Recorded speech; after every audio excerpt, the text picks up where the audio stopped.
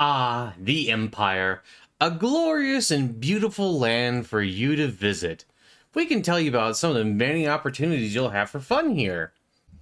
Visit historical buildings with a ton of history about them and just that old world charm. This guy knows what you're talking about. There's a thriving community here where the nightlife is always hot and you can always meet more friendly locals. And if you really want to have some spice during your vacation, come during the time of the horrible chaos invasions. Look at that portal. It's probably going to birth an abomination. Admire the local foliage with all of your friends. And hey, you don't want to miss out. Look how much fun this lady's having. Yeah. Well, hello there, my lovely Drurgies. This is Yamina. She is my character in Warhammer Online Return of Reckoning.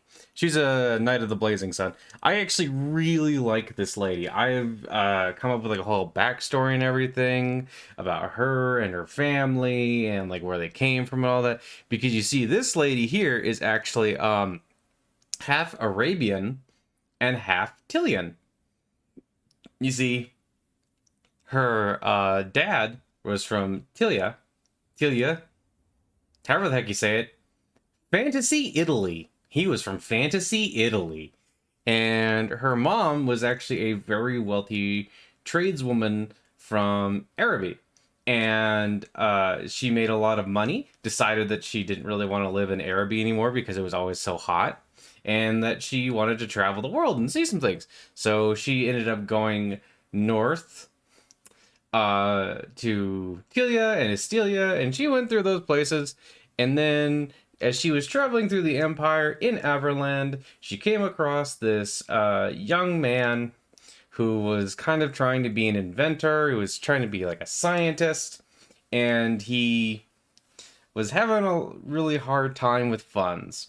She was a little bit older than him, but she kind of ended up liking him because he was just genuinely a sweet person and, you know, had all kinds of fun little doodads, and she could see the potential in his stuff. So they kind of started dating, and then next thing you know, they were married, and then some years later, this lady came. Isn't that nice?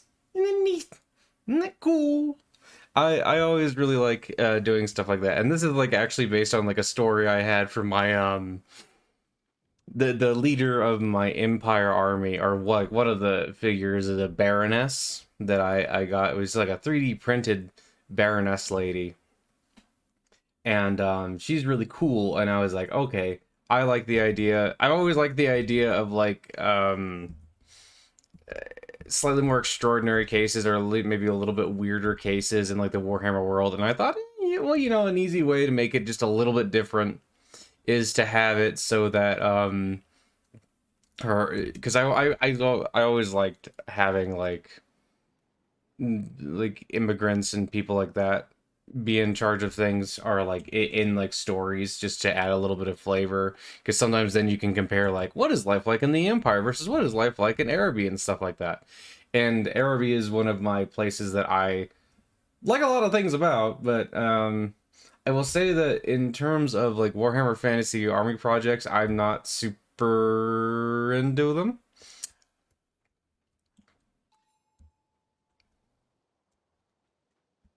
This is an interesting place for you to take a little relaxation, as that's on fire over there. There's a lot of chaos guys over there.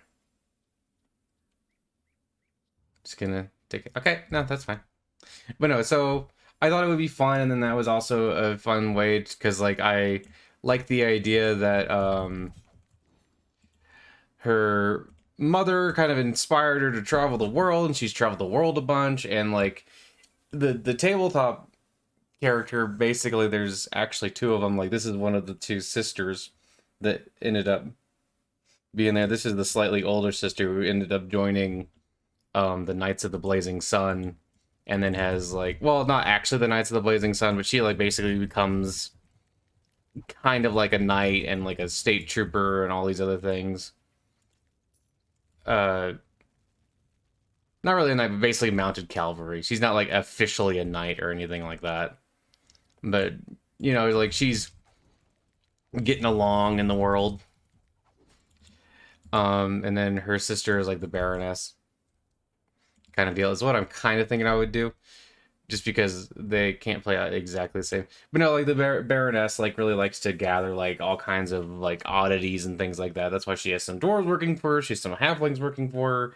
She has a couple of elves working for her, and then people from Araby. And she's very deliberately like tried to get people from all the way from Cathay to come over to the Empire to work for her. All this fun stuff. I like doing stuff like that. One of my favorite things to do in tabletop armies is I always like it when I can have like a kind of a soupy army that has like a lot of different elements to it, like a lot of different designs, and are like just different like I like being able to like ally armies up. It's fun to me. And on top of that, it's always like I always like the idea of people being able to see past their differences to come together to fight for a better cause, or if I dare say so, the greater good. But in this case, it would not be so much the greater good in the sense of like Tau, but more like just lots of different mixed people. And then I just thought that would be kind of fun to have like this like half Arabian, half Telian lady leading a bunch of stuff, and then maybe her sister is like is more maybe a little bit more concerned trying to fit in with the Empire, like and stuff like that. And then maybe the Baroness is more like she doesn't care, she wants to explore the world and see all the fun stuff and stuff like that. I don't know, I just thought that would be fun. And then of course, because it's me, I always like it when they also stand up for the little people and like try to defend them and protect them and give them jobs. So like maybe she just gives outcast people jobs if she can, and tries to okay, he's gonna take a nap in the field there. Things like that. I don't know, I just always thought that stuff was really cool and really neat. It's like maybe this will sound a little weird, but like the older I've gotten, the more it's like I don't want to like play like the bad guys, and but there's still like a lot of those. Oh my lord, those peasants are doing a good job though. Good job, peasants. Is this taunt? It is taunt. Okay, so here, let's do this. Try to see if I can. Nope, there you don't even care. Holy crap! Look at the amount of them are spawning.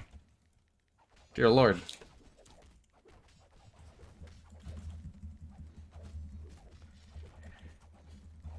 Dear God, stop! Why are there so many? See. Oh yeah, I think we're doing kind of okay. Okay, they just spawned like a lot in very short succession there. Oh, cool. Okay. Thanks for all your evil rings. I'm gonna go try and sell them later. Oh, and there's the giant man. I must say he does look very large, but I'm a brave warrior woman, so that does not stop it me. What the? Oh. You see? Oh, thank you, Nordland peasants. You're very brave. You should probably have at least grabbed like a pitchfork or something. Just anything really probably would have been better than just running over here with just your little fisties. But hey. Cool. And thankfully... Okay. Man, that was great. Also, if you're wondering why I'm like high level for this, it's because I did a bunch of RVR. I did like a bunch of these scenarios, leveled this lady up a bunch, and then, went and got some better equipment, and then decided to come back and still kind of go through the quest phases, or the the normal quest way things that go, you know what is mean, yes, probably. Anyway, but no, yeah, I always really liked having like those interesting like little cases and things like that, and just like having an empire, um like maybe a master engineer who's traveled around a bit and seen some of the more interesting parts, or other interesting parts of the world. I shouldn't say more interesting, because honestly all of Warhammer is interesting to me in a way, but like, like traveling around a bunch, I thought could be kind of cool, and having all these different like mix of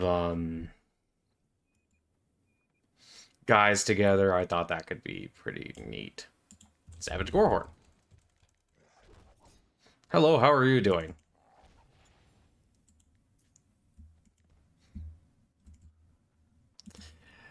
But yeah, I don't know. I think it's pretty cool, like, because it's like, especially if you get really invested in the lore of a world, you can always like present those cases in I think, a more interesting type fashion. You can like really get some interesting stuff out of it. I'm gonna go check out this herdstone. This is very close to their town. We should maybe do something about that. But it's fine. It's fine. It's perfectly fine. Look at this guy. He's just gathering some neat looking skulls he just wants to bring towards it. Oh, this place is called Murderwood. Maybe there's a reason for that. I don't know. But, or like being able to step a little bit outside of like certain parts of the lore.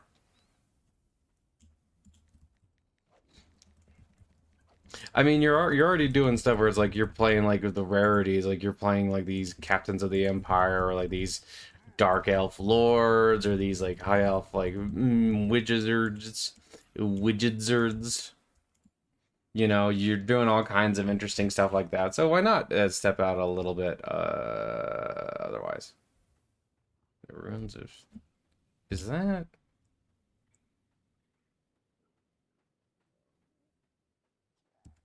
Oh, that's that one over there. Okay. I always like doing public quests in this. I don't know. They're really simplistic. I mean, it's just running around and smacking guys, but still. So yeah, Yamina here.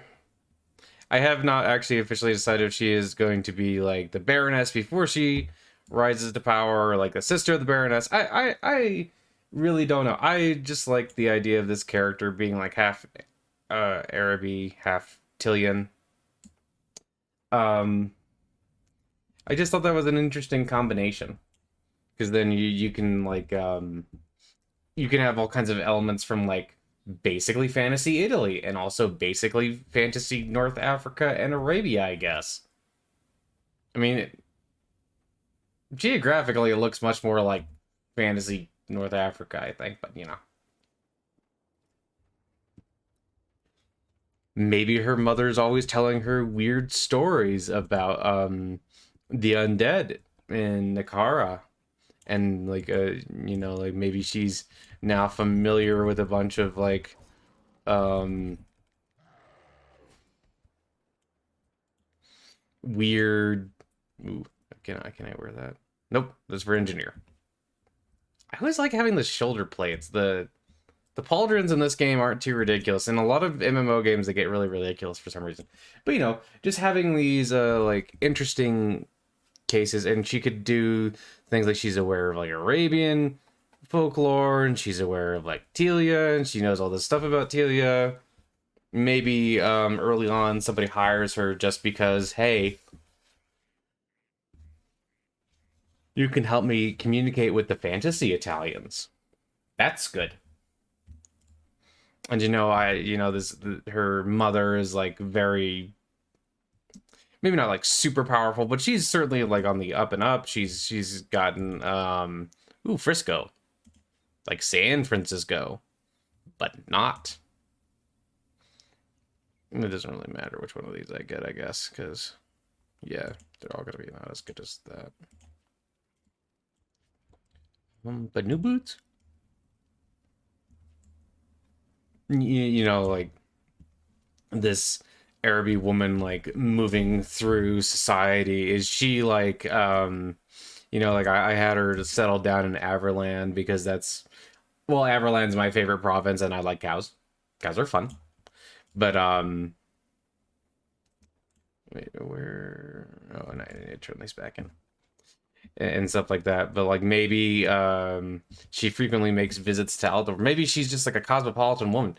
Maybe she really enjoys you know, making friends and like moving around, and maybe she's treated pretty well by the cosmopolitan people, but mostly just because she has money and she's aware of that.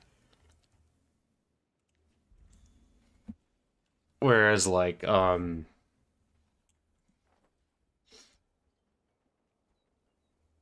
they're both up there.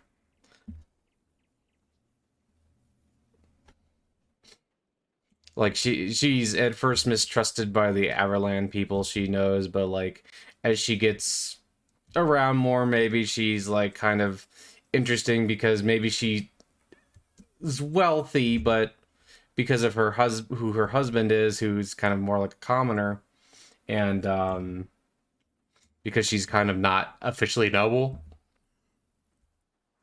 maybe she can kind of like be an intermediary. So when there's trouble, it's like, you know, like the local farmers or villagers or like the city folk, they just kind of come to her. They're like, well, so hey, this was a problem. Do you think you could talk to the local mayor or like whomever and kind of, or you know, like maybe like an official and kind of force them to deal with this? Maybe she's like a very kind woman, but also, and I kind of have this image in my head of like Empire Farmer, Lake Granite, Empire Farmer, Tan Dye, Empire Farmer. That's interesting.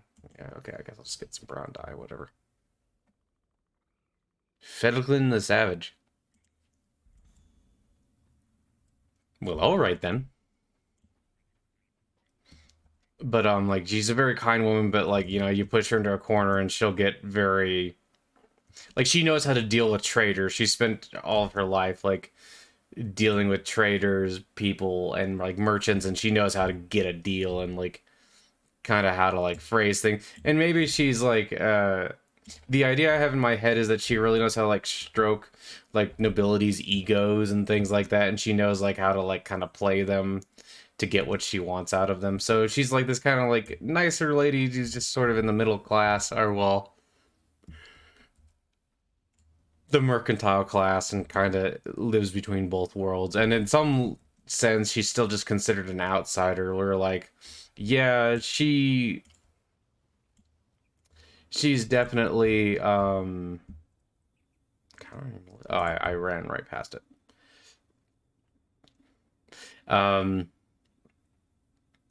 she's still kind of considered an outsider. Like people like her, but maybe she's still kind of considered an outsider. So maybe she never quite fully assimilates into like the higher society. That's like, or at least that's kind of the idea I had. I don't know. It's interesting. It's really fun. I think you can get a lot more out of your characters in games like this if you give them like stories and stuff like that. Yeah, so like her mother never truly um assimilates into society of the empire, and maybe it's not because like she can't exactly, but it's more just like she kind of sees it from enough of a distance to be like, okay, yeah, there's some stuff that's good here, but there's also plenty of stuff that's corrupt. Like, you know, like yeah, maybe the some of these wealthy or you know nobility types are, oh wow, that's a lot of, excuse me gentlemen, I'm trying to tell a cool story. But there's like all these nobility types who are kind of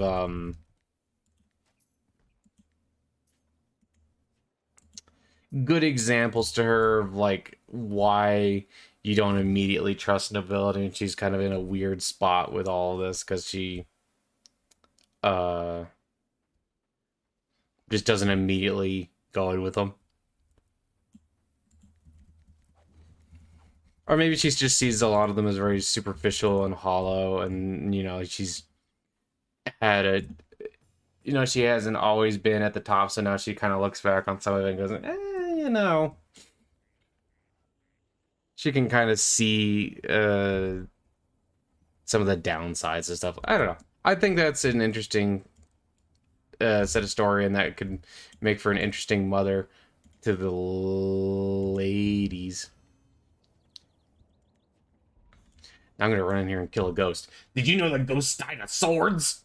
I knew it because I had a sword, and then the ghost was sitting here going, and I went, but yeah, I would highly encourage you all to, when you're playing an MMO or something, just like come up with a backstory. It can be a lot of fun. I really enjoy coming up with backstories to my characters, even if occasionally it's just that I make a dark elf lady who has a human boyfriend who may or may not look like a cat. But that's beside the point.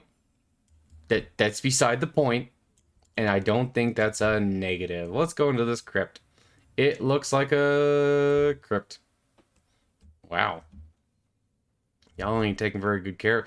You know, if I was an undead, I would be like, hey man, where's my presents? I guess it's probably because of all the ghosts and stuff. Like, the ghosts like woke up and they were like gonna just be like chill at first, but because you didn't bring them presents and things like that, now they're just like angry. They're like, now I thought that people were gonna visit me for at least a while after I died, but no. Instead, I'm stuck here with a bunch of you ingrateful people, ungrateful people, inside of ungratefulness type people who, you know, just decided to like leave my skeleton just hanging out like this. I am so done. And then it's just like every time someone comes in, they think that they're gonna get attacked by the ghost, but it's really just the ghosts are just giving them like a piece of their mind about like the disrepair of the place and how they should, you know, take better care of the things. Yeah. Wait, let's see. Oh, okay. Return this to a dwarfman. And like that, I gained the dwarf's favor, and hopefully he gives me a lot of money, and then friendship, maybe. A dwarf that trusts too easily. I totally couldn't see that going very raw. But yeah. I don't know.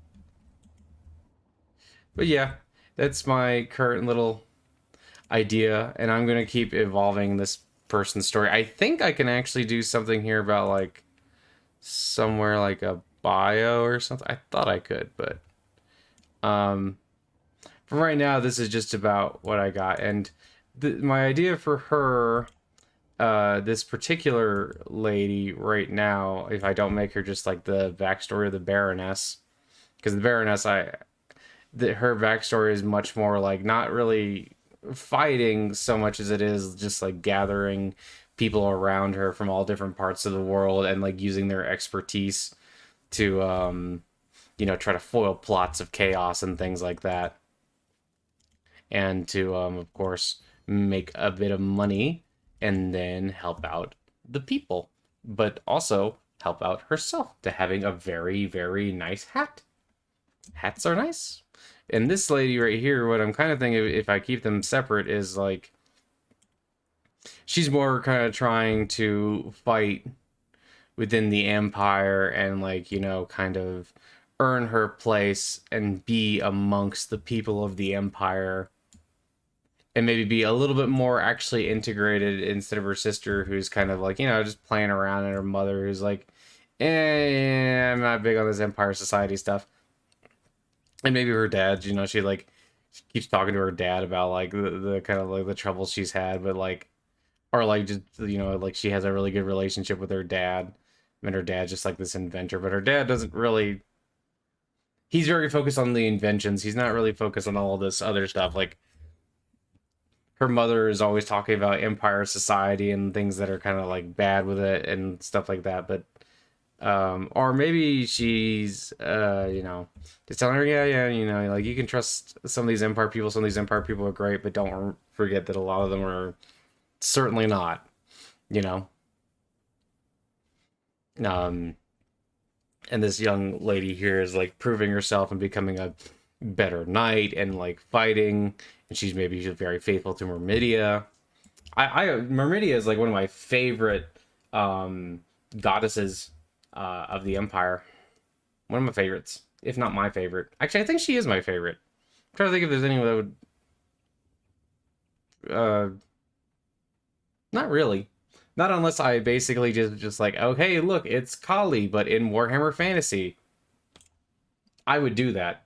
I would so do that. I totally will do that. I'm doing that. I'm gonna do that. Because I love Ma Kali. She's my favorite. And I hugged her. But yeah, I also like really like Myrmidia. I was working on like a Cities of Sigmar army where I basically just like revive Myrmidia because I like Myrmidia so much. And it's also an interesting little way to add like a little bit of like foreignness to the character, just like maybe making them a little bit more outside of the norm. Is that instead of being like all dedicated to Sigmar, she's much more dedicated to Myrmidia. Although I guess the Empire is much less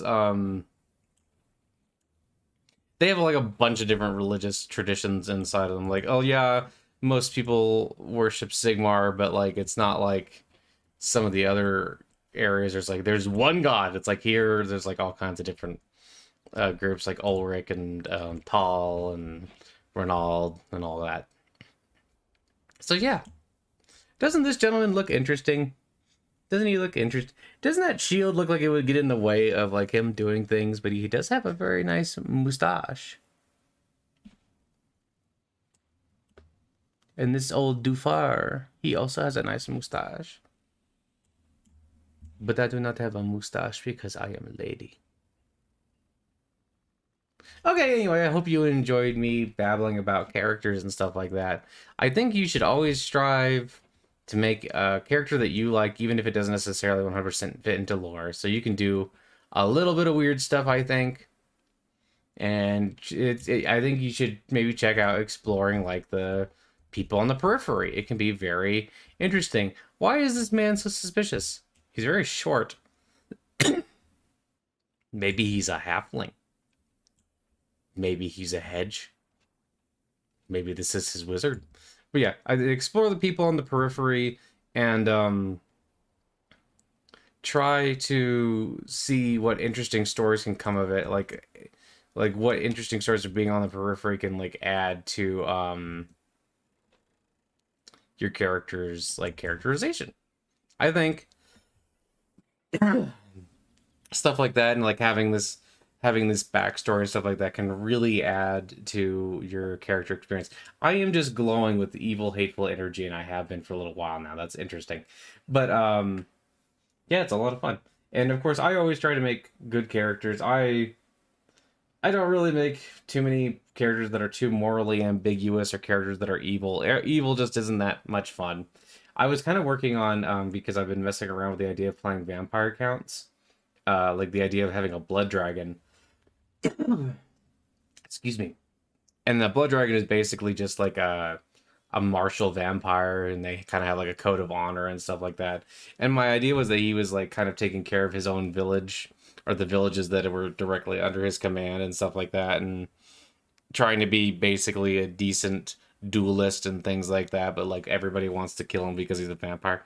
You know, that fun stuff. But yeah, I hope that you all have fun creating your characters, and I hope that you all have a absolutely wonderful day. And you know, the cat is here in case you need a hug or a pet or just to listen to somebody babble, because I'm good at babbling. All right, have a good one, a great one even. Meow.